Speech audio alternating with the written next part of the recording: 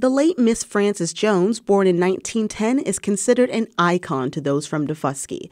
During segregation, she taught the island's black children at Mary Field School for 40 years. In 1976, Miss Frances created Daufuskie Day, a celebration of Daufuskie's rich Gullah Geeche culture. The descendants of freed slaves made up the majority of the island until the 1980s. Miss Frances's great-grandmother came to this site in 1865, and we believe part of this house was what she built in 1865. Her grandmother built what you see here in the 1890s, and Miss Frances lived here 2 generations later. But when Miss Frances passed away in 2002, her home fell way to neglect and deterioration. It had been vandalized, it had been abandoned for 20 years, tin was off the roof was leaking, the windows had been knocked out.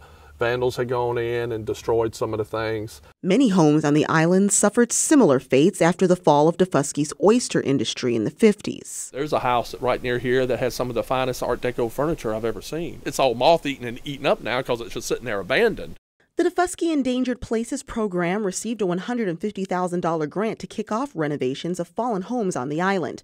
The plan is to lease the homes from the owner, fix them up, lease them to the public, then give them back after the home has earned the original $150,000 investment. But some homeowners are hesitant about signing up. A lot of unsavory developers have come over here to this island and tried to figure out how to get land out of people's hands so they can make a lot of money. During the building boom, especially in the 80s, that happened a lot. Beaton Boss says his organization usually purchases dilapidated houses and sells them to people that can better maintain them. But Daufuskie is a special case. This land was hard fought by the ancestors of these folks, and when freedom came, there was a lot of pride in the fact that they had their own land and they had their own place. Miss Frances's home was the pilot project. The 2-bedroom house is furnished with relics owned by Miss Frances, and common artifacts and furniture of the time can be seen throughout the home. That is the original 1865 structure.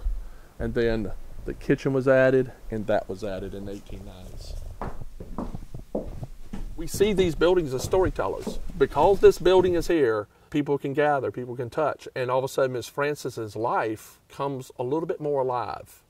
If it was gone, those stories dwindle and flutter away, and after 2 or 3 generations, this is just another field. For GPB News, I'm Gabrielle Ware.